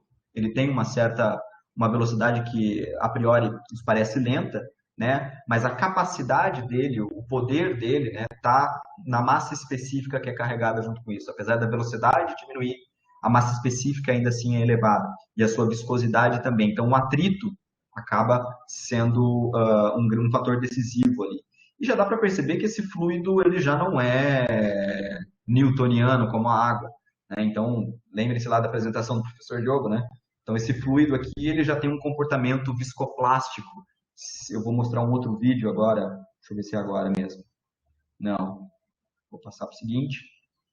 Esse vídeo, por exemplo, mostra duas coisas, né? Essas propriedades viscoplásticas que nos lembram, nos remetem muito ao cimento, né? Ao material cimentício.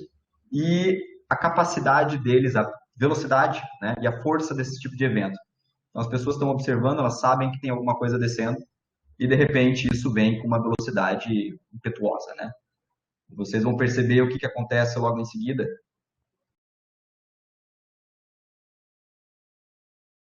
Fazendo um suspense aqui.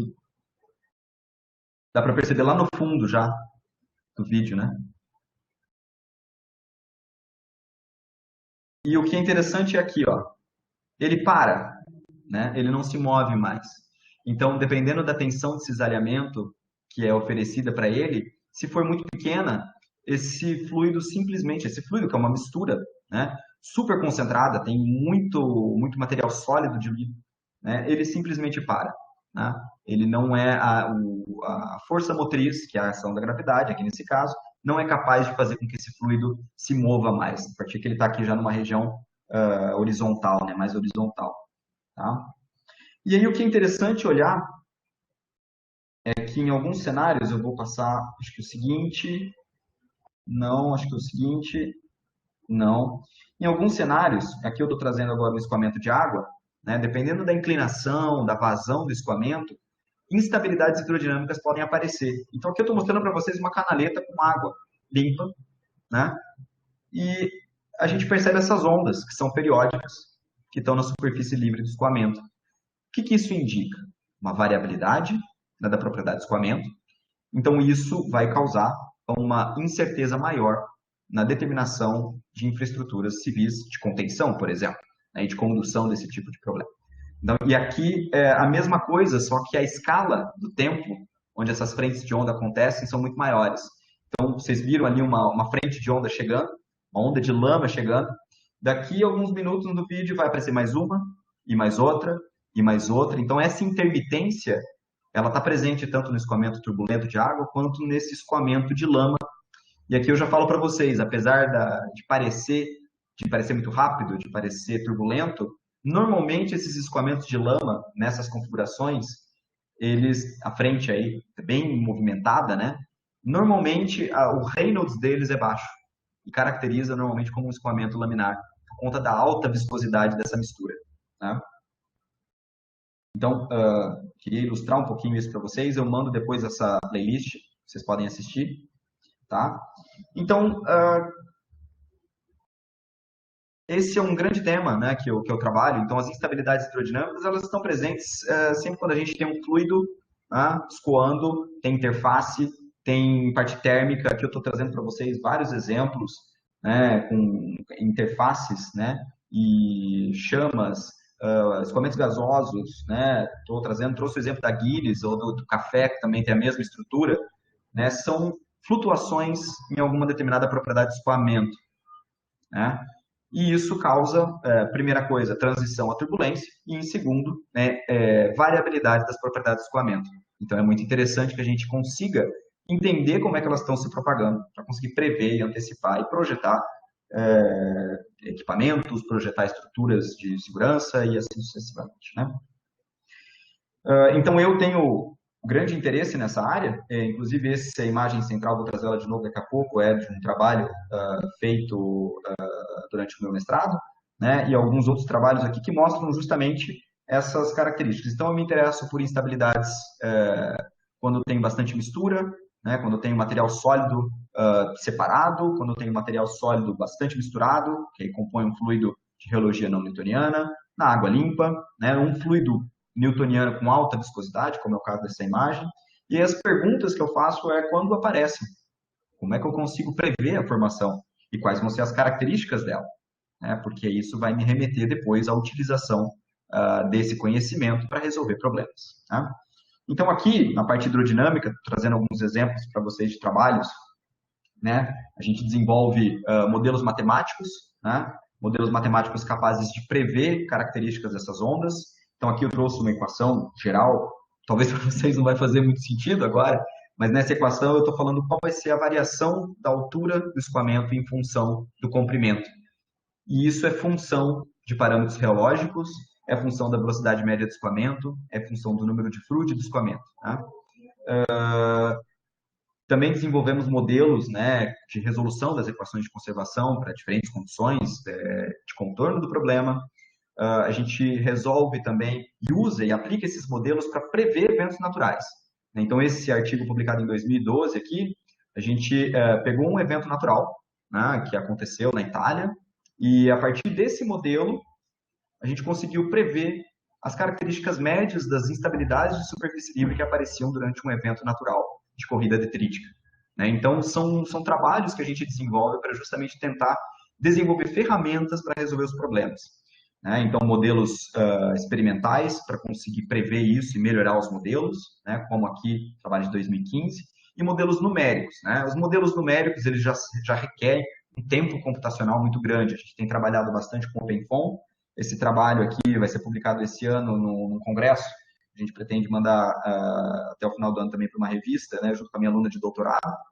Tá? E a gente usa o OpenFOAM para trabalhar, ferramentas open source.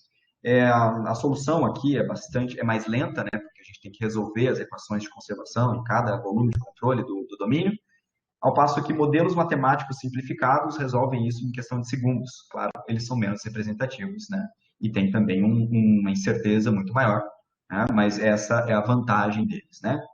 Então, essa é a linha na seção hidrodinâmica. Na parte de reologia, trabalho bastante com determinação e busca por fluidos tipo. Essa é uma parte que vou começar a trabalhar bastante junto com o professor Diogo, que é justamente para conseguir identificar um fluido tipo, e isso daí, como fluido tipo, entendam um fluido que tem as mesmas propriedades reológicas que um fluido de interesse que eu quero representar. Porque a minha mistura de lama, material particulado, é muito difícil de controlar na natureza, as propriedades dos sedimentos são muito variáveis, e um fluido tipo, eu consigo controlar isso em laboratório e saber exatamente como é que cada uma das propriedades dele vai afetar no comportamento reológico global. E a gente usa isso e coleta material da bibliografia para desenvolver e aplicar nesses modelos.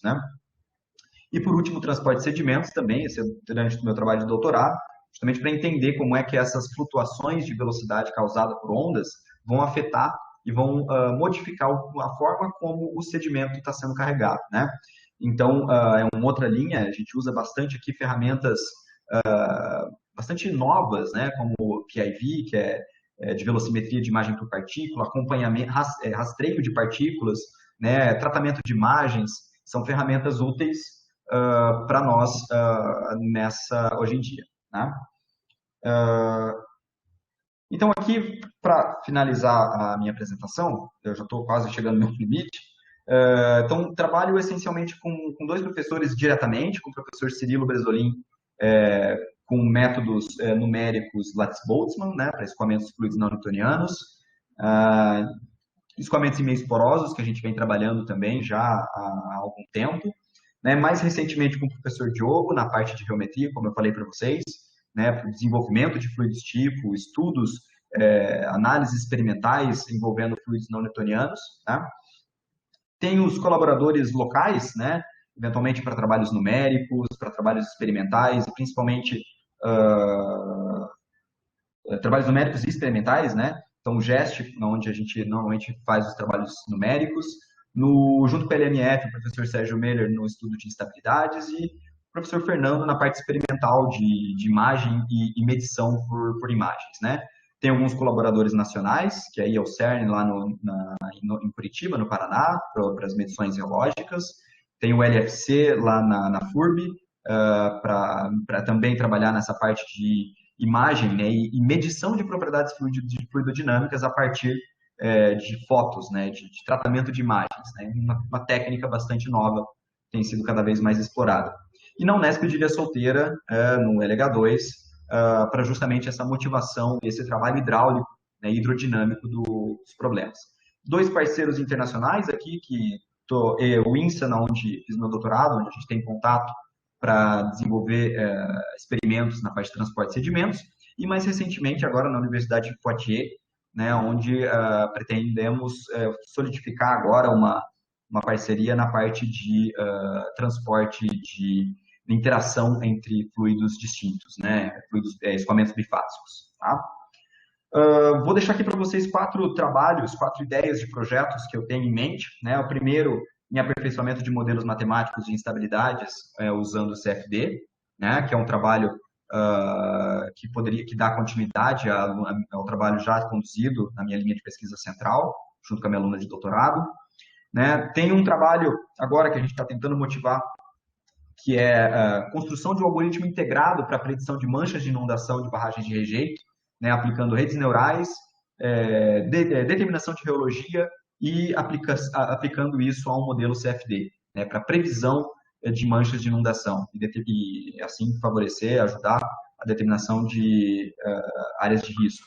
E 2 outros trabalhos experimentais, né, de estatística de leito fluidizante, isso junto com o professor Fernando, né, Fernando Pereira, que fez a apresentação agora há pouco, e outro com escoamentos rastejantes em célula de Rayleigh-Shaw. Né? Então, são 4 projetos que eu deixo para vocês aí. Isso vai ficar anotado na apresentação, né? O professor Francis vai deixar com vocês. Tá, então, estou aberto aí para dúvidas, vocês podem me mandar e-mail, vou responder para vocês. Queria passar só um aviso, Francis, vou tomar só mais um minutinho, né, que faço parte do GT de comunicação do programa de pós-graduação em Engenharia Mecânica, do PROMEC, e aqui estão as redes sociais do programa, se vocês ainda não acompanham as redes sociais, tem o Instagram do programa, que é PROMEC URGS, e o LinkedIn também, né, PROMEC-URGS, e a gente está procurando alunos, né, que estejam motivados e engajados com a comunicação científica para contribuir aí com o GT de comunicação. Tá? Então, se vocês têm interesse em participar, em integrar esse grupo de trabalho do programa, fiquem à vontade para me mandar um e-mail também com isso no título, tá bom? É isso, Francis. Obrigado. Tá, obrigado, Guilherme. Passamos um minutinho apenas, tá? A gente, de qualquer forma, está dentro do horário. Eu ainda vou ficar mais 2, 3 minutos com os mestrandos, apenas para algumas informações sobre as disciplinas do primeiro trimestre, algumas informações gerais. Então, obrigado, Guilherme. Tem um dos alunos que pediu para você colocar no chat o link dos vídeos, tá? Se você tiver um tempinho, Guilherme, você Sim, pode... agora o link. Isso. Enquanto isso, pessoal, eu vou aqui, deixa me ver, me colocar como apresentador. Eu vou, então, baixar o material. Deixa me ver, carregar uma apresentação. Eu vou colocar aqui os horários das disciplinas. Muito bem, então apenas mais 2, 3 minutinhos de atenção de vocês. Em seguida, não se esqueçam que vocês vão ter também um encontro bem interessante com os alunos da pós-graduação, que vão conversar com vocês algumas informações práticas, né, como alunos, que podem ser muito úteis para vocês. Muito bem, então no PROMEC, vocês, deixa eu ver se eu consigo, eu acabei fazendo uma bobagem aqui, aqui eu marquei em verde o nome das disciplinas que vocês deveriam fazer, mas não tem importância, eu acho que eu me lembro quais delas são, tá? Não era para ficar bloqueando a imagem, mas enfim, no primeiro trimestre, nós temos, vamos dizer, 5 disciplinas associadas à energia e fenômenos de transporte, que é a disciplina que o Guilherme Fiorot, né, e o Sérgio Mello vão oferecer, que é escoamento de fluidos viscosos, tá?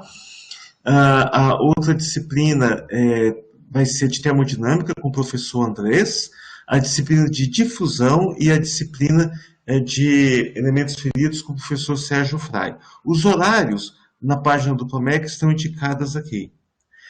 Qual que é a sugestão que nós damos? Tá? E vocês podem certamente entrar em contato ou ficar mais um pouquinho que nós esclarecemos. Para os alunos que vão fazer, os alunos que vão ficar em tempo integral, dedicação exclusiva ao PROMEC, recomendação, façam já 3 disciplinas. E não mais do que 3 disciplinas, porque 3 disciplinas já é o suficiente para mantê-los bastante ocupados. Vocês, então, devem Sugestão seria a disciplina de escoamento de fluidos viscosos, a disciplina de termodinâmica e a disciplina de difusão, né? A disciplina de difusão, essas três disciplinas, essas são disciplinas de caráter fundamental, lembrando que vocês devem fazer dentro do mestrado pelo menos 4 disciplinas fundamentais, tá? Então, vocês, nos trimestres, vão identificar algumas disciplinas fundamentais, 4 delas, no mínimo, vocês devem fazer. Podem fazer mais do que 4 sem nenhum problema, tá? Alguns de vocês não vão poder fazer as disciplinas, todas essas disciplinas do primeiro trimestre. Então, fica um pouco a critério de cada um de vocês. Caso tenham a possibilidade de conversar com alguns dos professores que vocês conheceram hoje e haja já um aceno de orientação, os próprios professores podem recomendar a vocês que cursem tais e tais disciplinas, tá? A minha recomendação geral é assim, para aqueles alunos que estão trabalhando em alguma empresa, em alguma indústria, seja o que for, e que vão ter um tempo limitado no primeiro trimestre, e que possam fazer apenas uma disciplina, a minha recomendação seria a disciplina de escoamento de fluidos viscosos, porque é uma disciplina que abre pré-requisito para várias outras disciplinas, tá bom? Mas, assim, há outras possibilidades de acordo com os interesses de vocês. Já lendo algumas perguntas. As de matemática obrigatória, métodos matriciais e difusão de calor e massa. Sim. Os alunos do PROMEC devem, entre as disciplinas que vão fazer no curso, 8 disciplinas, uma delas deve ser de caráter matemático-analítico, tá? Métodos matriciais é uma delas. Mas, para os alunos de energia e fenômenos de transporte, normalmente nós recomendamos de fazer a disciplina de difusão. Por quê? Além de ser uma disciplina associada a um processo fundamental de transporte, né, é uma disciplina que cumpre essa exigência de vocês terem alguma disciplina com um forte, vamos dizer assim, viés analítico-matemático, tá? As disciplinas, todas essas disciplinas que vocês vão ter listadas, elas são um total de 3 créditos. Tá? De vez em quando nós temos alguma disciplina, algum tópico especial ou alguma disciplina convidada que é menos do que 3 créditos, 1 crédito, 2 créditos. Mas todas essas disciplinas são 3 créditos. Isso quer dizer que se você fizer 8 delas, vocês cumprem os 24 créditos, que é obrigatório para os alunos do mestrado, tá? Na página do PROMEC, eu acredito que lá dê essa informação do número de créditos, tá bom? Tempo máximo para a integralização do mestrado. Bom, a resposta mais simples seria o seguinte, para os alunos regulares, idealmente 2 anos. Tá, que vocês vão ficar no mestrado. Esse é o número ideal. Para aqueles alunos que não são bolsistas, que não estão entrando como bolsistas, eu acredito que ainda haja a possibilidade de ficar como aluno especial, de forma que depois que você termina o período como aluno especial, começa a contar o relógio para esses 2 anos. Tá? Bom, essa questão é um pouquinho mais complexa pelo seguinte, há alguns anos havia uma exigência forte em termos de tempo de integralização, que era para o mestrado 2 anos, com a possibilidade de prorrogação para mais 2 meses.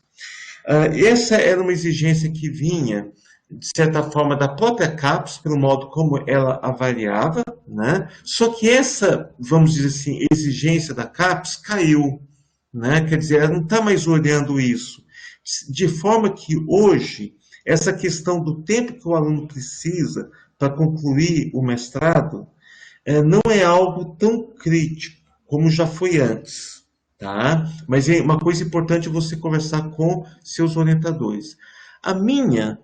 Eu como professor, orientador, a minha recomendação para os meus alunos é de trabalharem para concluir os alunos que já começam regulares, tá? ou os alunos que eram especiais e passaram a ser alunos regulares, a partir daí, como aluno regular, 2 anos. Tá?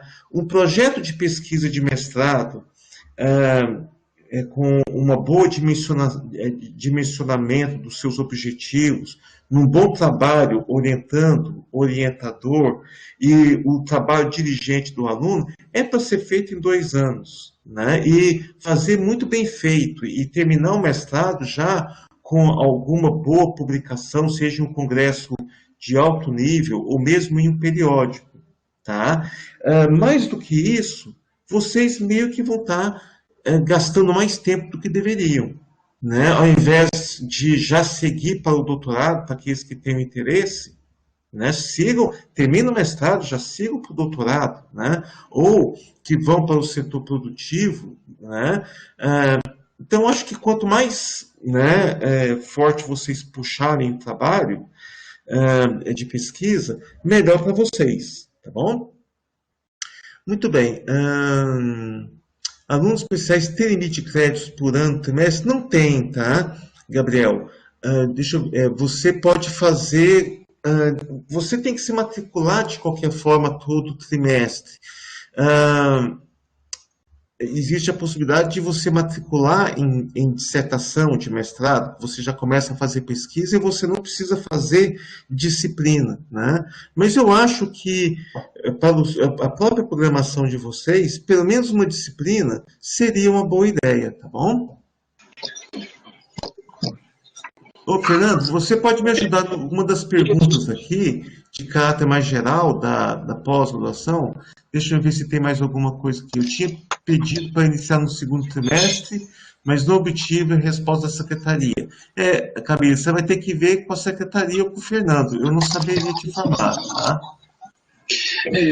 Se foi feito, os alunos podem pedir para ingressar agora ou depois, né? A gente deixou aberto isso, então é só questão de informar, né? Quer dizer, se já foi informado, ninguém vai desligar a pessoa, né? Se está lá o e-mail, pode ser que a secretaria teve muito demandada agora nesses últimos tempos, talvez por isso ela não deu essa resposta, tá? Pegando aqui a pergunta da Camila sobre visão de quando será disponibilizados os horários disciplinas do segundo trimestre. Daqui a alguns meses, né? Geralmente, uns 20 dias antes do início do trimestre, né? Um pouquinho mais, talvez, né, Fernando? Isso mesmo. Sempre é antes de começar. Outra pergunta em relação às aulas. Todas elas ficarão gravadas? Sim. Esse é um procedimento que nós estamos seguindo dentro da URGS, tá? Então, nós temos as aulas síncronos, encontros síncronos, os horários das disciplinas, e a aula fica gravada para os alunos que, por alguma razão, não possam assistir a aula, por algum problema no sistema de comunicação e assim por diante. Perfeito. Então, parece que ainda deve ter mais uma outra pergunta. Eu já informei aos alunos para eles, em seguida, entrarem na conversa com os alunos da pós-graduação, tá? Ótimo. Muito bem, então se não tiverem perguntas, pessoal, então acho que é isso, tá? Mais uma vez, boa sorte a todos vocês. Sim. Eu perguntei sobre o limite de créditos para alunos especiais, porque o Fernando havia comentado isso. Especial são 12 créditos ou 1 ano, o que vier antes, tá? Então, você pode fazer no máximo 3 cadeiras, fez 3 cadeiras, tem que passar para regular. Mesmo que tenha feito menos, o que a gente não recomenda, né? Como o professor está falando, a gente quer que vocês entrem para fazer as cadeiras, né? Eu acho que vão ser 4 cadeiras, Fernando. Cada uma de 3 créditos. Desculpa, 4. Falei errado. 3, 4. Então, 4 cadeiras, né? Porque são 3 créditos cada uma delas. Então, assim, você pode fazer 2 no primeiro, depois mais uma, ou como você achar essas 4, aí tem que passar para regular necessariamente. Os planos de ensino da disciplina estão no site, nós temos a ementa, né? Em geral, os professores não está no site, tá? Isso é uma coisa, a disciplina ainda está com pouca informação no site. Os professores, no sistema de aluno matriculado, entra no sistema da URGS, aí lá você tem as ementas e todos os detalhamentos das disciplinas, tá? A gente vai implementar isso no site ainda, mas ainda não tá disponível.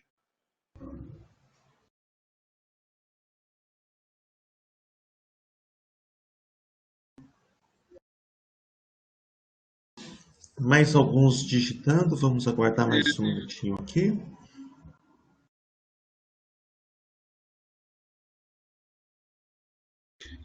Especial automática. Isso, em geral, quando bate no seu momento de passar para especial, para regular, a secretaria entra em contato, tá? Aí me fala que vai ter que passar para especial, vai estar passando em tal data.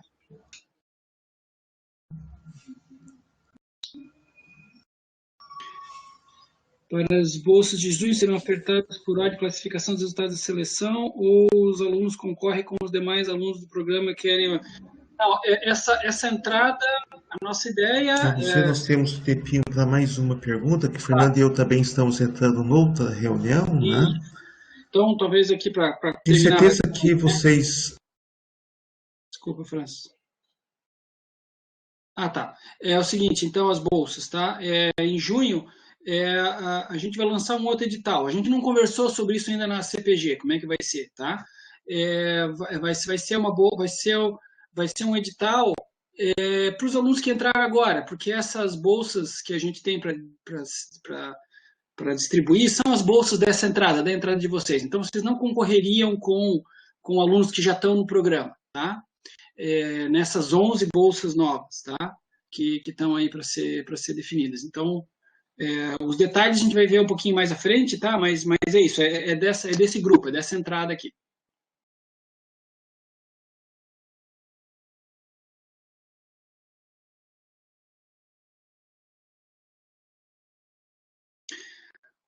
Ok, pessoal, acho que está na hora de vocês irem, então, para conversar com os... Vocês já estão cansados, né, certamente, mas agora é uma conversa mais livre, né, com veteranos do curso.